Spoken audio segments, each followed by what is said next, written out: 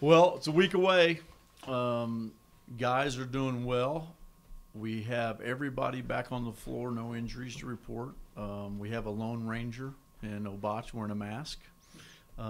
So he's doing well. His nose has done really well. Come back. He's just got to wear a mask for a while. He won't be totally healed. I think it's 100 days after surgery, so I don't know exactly the date, but he'll be able to take it off then. But everybody's back on the floor. Everybody's practicing. Our 18th practice will be 19 today. So everything's going good. Been impressed with the guys' work. Been impressed with the freshmen, even though it's new to them. I think our veteran guys are doing a good job leading. I think the one thing about our team this year is we have really good chemistry off the floor, and we've been trying to work on our chemistry on the floor. And what I mean by that is just how they communicate with each other, how they play with one another, knowing their strengths and weaknesses of each player. I think our biggest, hardest part right now is role definition.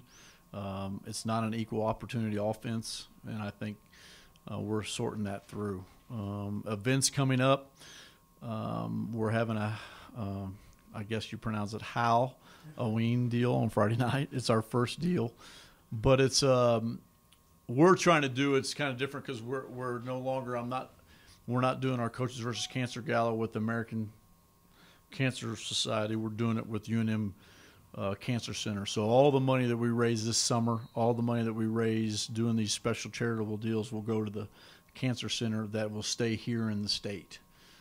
Just had a hard time doing all this stuff and really didn't benefit the citizens of our state and what we did around our community. And I have a bigger responsibility to do things here than anywhere else. And that's going to be the change. So that's part of it Friday. So Friday, it's a little unique because people don't get to see us do a lot at the How. It's kind of more of an entertaining thing. You know, I've rode my motorcycle, I shaved my head, I put the mascot outfit on. That's more of an entertaining thing. I think the girls dance. So this will be where anybody can come. Anybody can come watch practice. It's going to be a full practice from 3:30 to 5. So they can come in and they can bring their kids, and then we'll have the guys go upstairs and we'll have tables set up where guys can sign autographs, which we didn't do at the How because we just can't get it to everybody. And we'll pass out candies to the kids that dress, and we'll have a little costume contest. And you know, one thing we've done, we invited everybody in our administration, all the coaches of other sports, and I'm going to send out an email inviting student athletes of the other sports to come. So it'll be a lot of fun. The guys are excited, but it'll be a full practice. It'll be uncensored. It'll be the full deal. So it should be, if you're interested in our program, hopefully we can get a lot of people out here. And we'll practice today, and then we'll have tomorrow off. I got to go recruit, and then Friday will be the event, and then Saturday we'll take off and we'll get ready for next week. So next week's going to be it's going to come faster than we thought. So I think everybody's excited. I think the little bit different what we don't understand about the schedule now and the rules now. When you can practice 42 days ahead of time. And only do 30 practices, and then you can go all summer with these guys. It's been tough for us because we've had Cullen, Elijah, and Tim Williams. All they've done is practice since December or January. So that's all. So I think they're ready to play against some different people. I think they're a little bit I don't know if it's bored or maybe it's more anxious to play against other people. When you have 17 guys on your roster and everybody coming back but 2, and then you had some changes, and you're with each other all summer, it gets a little bit old and a little bit stale. So I think they're just excited to get out there against somebody else because it's been a long haul for those 3 guys to go a whole year practicing and not getting to play. So I think they're ready for that part of it. Has the mask bothered Obach much? JP, I really don't think it's, it's a good question. Has the mask bothered him? I don't think it has. I think it's different because of the sweat factor. I think it brings a lot of the sweat into play as far as it's just hot, and it's a full face mask, so it's very similar to the one that LeBron wore. So it's a full face deal, but our doctors did a great job and got him taken care of. But I don't think I can't really tell right now because he's only been practiced twice. I think I'll be able to tell a little bit more on. He hasn't had a problem catching and shooting right now, but you know, it's early. Wednesday, are you going to be looking for, like always, you know, as far as combinations and stuff like that? You talking about working on the three? Yeah, Wednesday it's going to be. I'm gonna go at it a little bit different. I'm going to do everything. We're going to play like a regular game because I think the last 2 or 3 years we've kind of just went out there and played and didn't want to show too much. We have so much stuff that we can do. I hope people can try to. It'll take them forever to prepare for all of it. So I'm not going into it this year. I think the last 2 years since I've been the head coach, and not when Steve was here, but I think we kind of didn't want to show anything, and then we got off to slow starts in our first 3 or 4 games because we really didn't. We didn't have an opportunity to work on things that we're going to run, work on schemes that we're going to do. I'm just going to go into it and act like we're starting. And, you know, you'll see some things that we're going to do the whole year. You'll see some things that we're not going to do, but I'm not just going to go in and be real vanilla. I think I got to get this group that hasn't played a lot together, you know, kind of acclimated to what we're going to do and how we're going to play. When you mentioned in particular the 3 guys that have been out since Right. game competition since December, are you mentioning that because It's really longer than December. for 2 of them in particular, they haven't even Yeah, and Cullen, November. November. Yep. Are you mentioning those 3 guys because you're seeing it in the practice and they're starting to not look as sharp?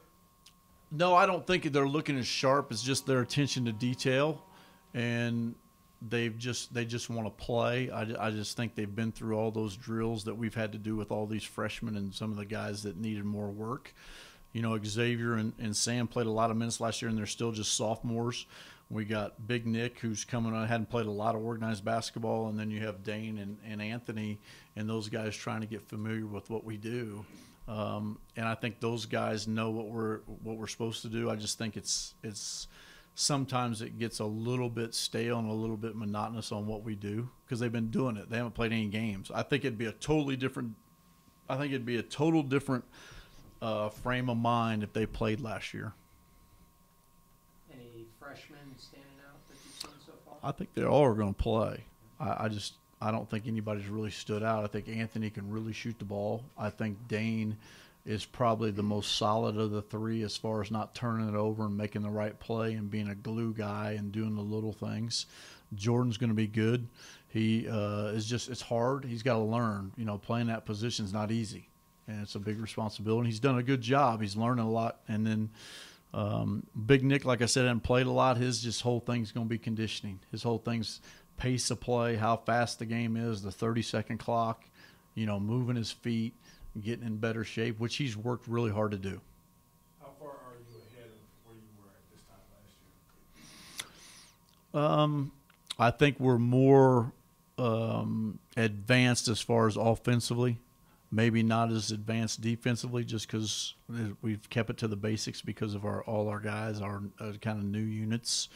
But offensively, what we're going to do and what we're going to run, just because of our shooting capabilities, is definitely way farther advanced. So it's like more fast-paced? Well, I just think we're able to play. We got depth. We're able to play faster. We're able to push the ball up, and with the 30-second clock, everybody wants to play faster. And if you can do it, but you know, we've had to do up. We've done a little bit of everything since I've been here, so. You know, we're going to try to do that with our depth because if you look at it, I know most of you were at the media.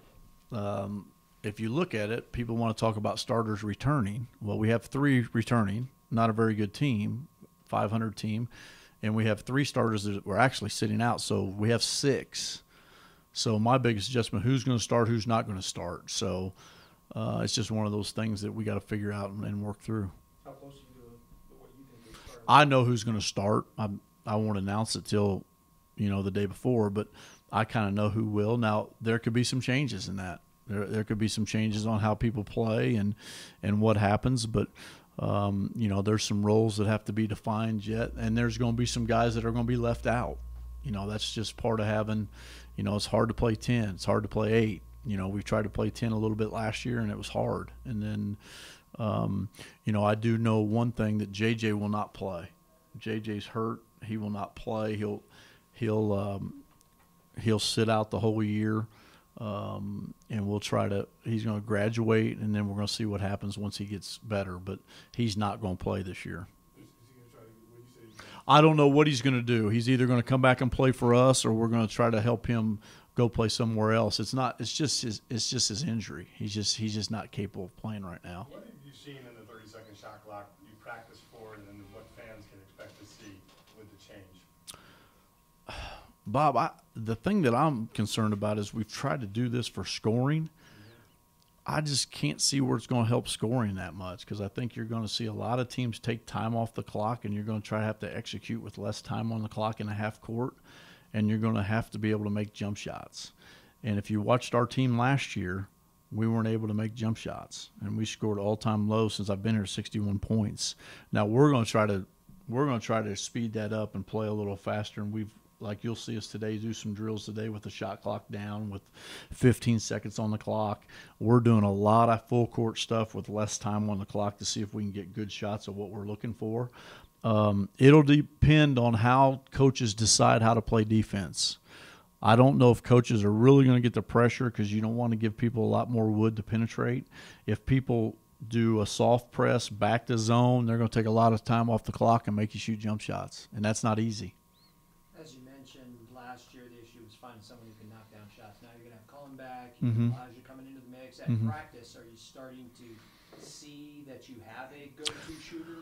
Yeah, I think, to be honest with you, JP, we got a lot of guys. I don't think we have a go-to shooter. I think we got a number of guys can make shots. Last year Hugh was basically the only one that really could make a shot, especially at the end of the year when we were playing Tim Jacobs at the point guard, and Dede was a good shooter from 16, 17 feet in, but not a three-point threat. Could he make them? Yeah, but not. It wasn't a consistent deal. I think Xavier's worked on his shot. He's shooting the ball better. I think Sam's worked on his shooting. Dane can shoot the ball. You have Anthony and Jordan Hunter and Cullen. And Elijah, like you said. So we have some guys that can shoot the ball. I don't think it'll be one guy. I just think that we'll be hard to guard. But it also helps that you have a couple of guys that are inside threats that you can throw it to. You talked about some teams might start pressing because of the shot clock. Mm-hmm. How many primary ball handlers would you say you have on this team? Primary ball handlers that could break a press, that could bring the ball up if they had to. That you're confident. 5. Okay. Well, you got Cullen. That's 1. I'm trying to count these out. Cullen's 1. Tim Jacobs is 2. Jordan Hunter's 3. Anthony Mathis is 4. And Elijah Brown's 5. And, I mean, you have some, Sam and I think X have improved. And I think Dane can too. I think Dane Kuiper's the sleeper of the whole deal. That's my opinion. So, but Anthony and Elijah, those two guys, just to make sure you're confident if they had to break a press that they're ball handlers. Yeah. Yeah. I'm sorry. Go ahead, Van. When you say Dane is a sleeper of the whole deal, I just think he's the guy that nobody's really talking about. I think he's the guy that I think everybody's fascinated with how Anthony shoots it. I think people are fascinated on how quick Jordan is. And how he can do some things and change tempo. I think people are fascinated with how big Nick is, how big a body he is. He's probably the biggest Lobo we've had here since Luke. I think that they're fascinated with that stuff, and Dane's kind of been the guy that nobody's really talked about, but he's the first one to commit. He's Player of the Year in Arizona, where they had a lot of good players in Arizona. I just think he's that guy. That's why I recruited him. I just think he's the guy that's going to surprise people. I don't think he's going to make mistakes. I think he's a super athlete. I think he tries to do everything we ask him to do. And I think the biggest thing about all of them that are here, they love the place, and they want to be here, and they want to win. So I think just all those ingredients, he just seems to me that he's going to be the guy that people didn't really talk about that will be talking about him. Coach, Yep. I apologize if you already answered this. No, that's all right. How's Cullen feeling physically, and what do you kind of see his role being this season? I think he's feeling really good. I think we haven't done as much with him. We've been full bore with him now lately, not extensively earlier in the preseason with 5-on-5. I think his role is that he has to lead by putting guys in the right place, and when we have some adversity, he's going to have to be the guy to get them all together. And I think Elijah Brown will be able to do that too, because he's a veteran guy. I think one thing we can do with Cullen is we're going to have to play him off the ball when we're struggling to score, and I can play Tim out there or Jordan with him and let him play off the ball when people are pressuring him or he needs a break where we need some scoring. He can play all over, so it's not like – but – we've always had guys that can handle the ball and play at the ball. So I don't really get caught up in it's like our recruiting. I don't get caught up in point guard, shooting guard, small forward, power forward, center. We play 3 guards and 2 bigs, and that's the way we recruit. How many would have thought A.J. Hardiman would start on 2 championship teams as a center? He really wasn't a center. He was a big. So, we just don't – I'd rather have – to be honest with you, I'd rather have 3 point guards or my philosophy is 3 guards that can pass, dribble, and shoot. That's a guard. It's not a guy that's just going to stand in a corner and shoot threes so. I think he'll be able to play all over the floor, and I think we got enough depth where we can play other guys. You mentioned guys finding roles. Is that maybe guys just adjusting and coming off the bench? You can use the starting, things like that. Yeah, I think the biggest thing is I think everybody's thinking they can shoot shots that they're not capable of and making plays that they're not. That's just part of it. That's kind of feeling it out. But they have to figure out what their role is on the team. And, I'll help them do that in the next 5 or 6 days. But I've kind of let everybody try to see what they can do and what they can't do. And the stats that we keep every day and the film that we show every day has kind of shown guys what their role is going to be, but it'll be more defined this week. You were able to develop a lot of big guys since you've been here. Mm-hmm. When you look at Big Nick, Big Nick and Joe. Joe's really improved. Joe Firstinger's done a really good job early in this preseason and going. He's really improved. I think it's because he doesn't want a red shirt. I think that's a motivating thing.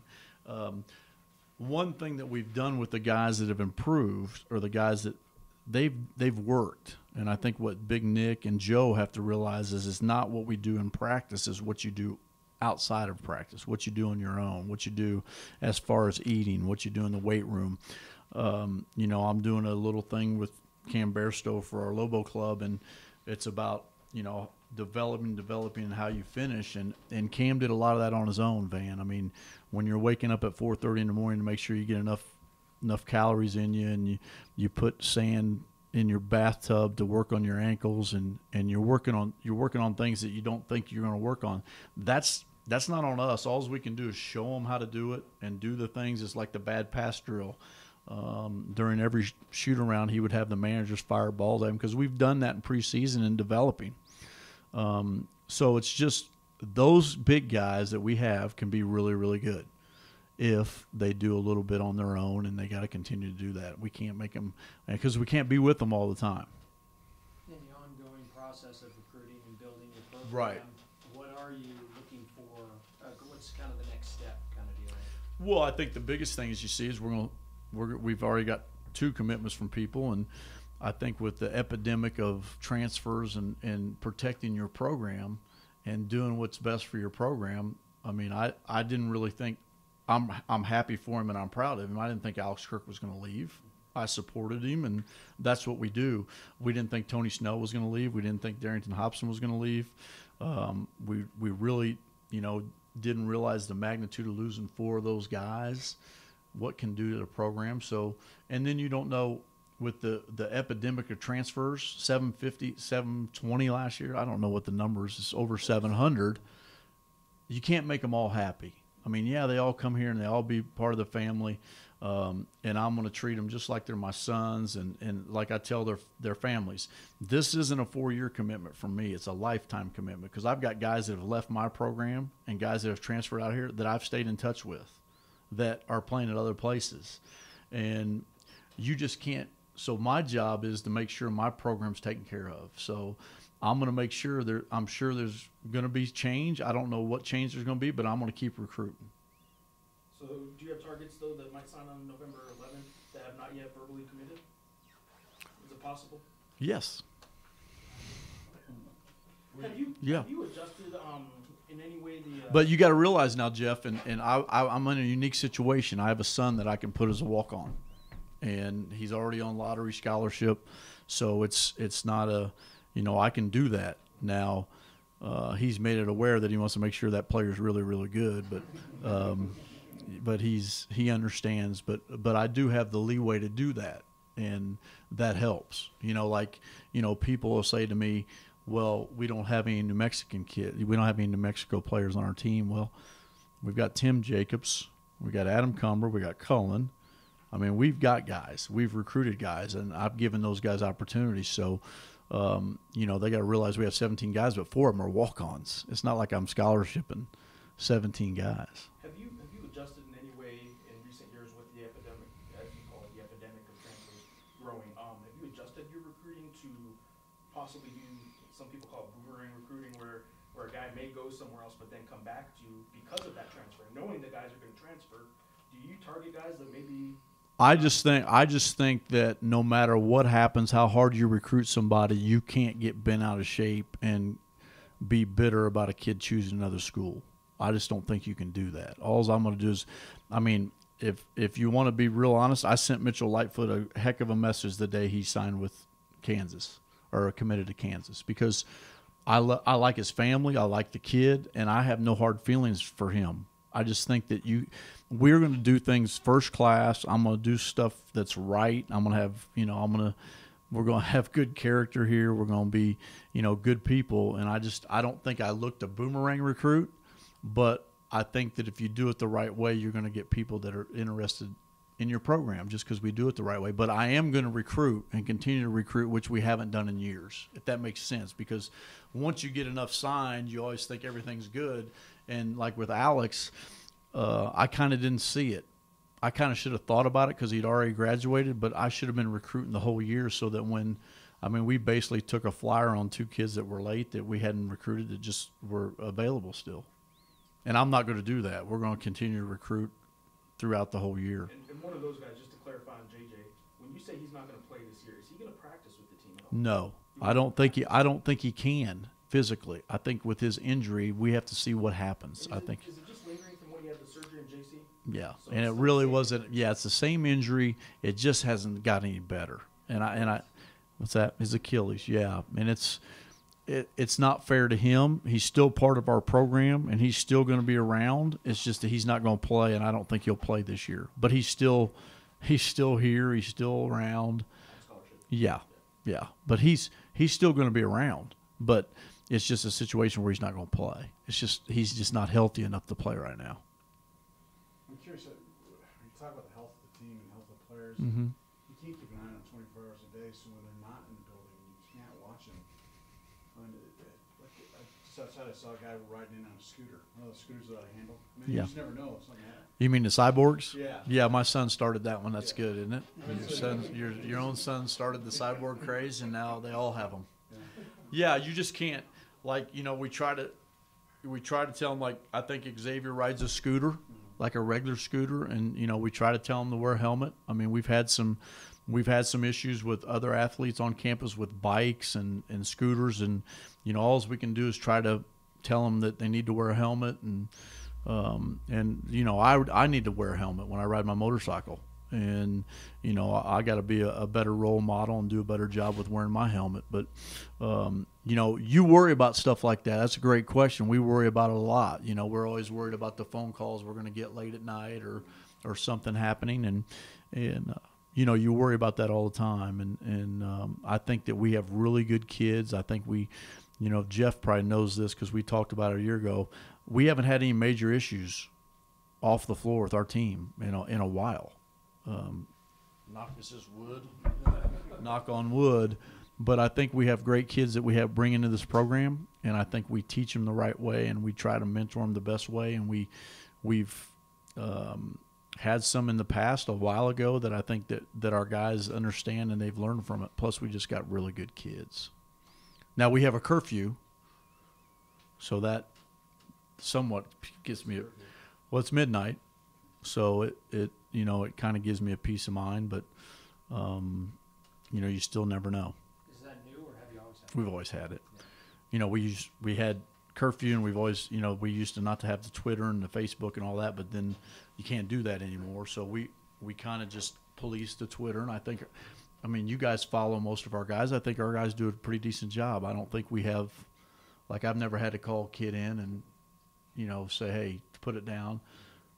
One last year, but, you know, we do a pretty good job policing that, and my staff does a good job, and I think Gene will do a good job. Frank did a good job, and Matt did a great job, where I think our guys, we educate our guys enough to understand what they should do and what they shouldn't do on that. So, you know, I think if most of you guys follow our guys, because that's the way to get information, and I think they're pretty good with it. I don't think they are bad with it. Everybody good? Anybody got anything else? I appreciate you guys being here.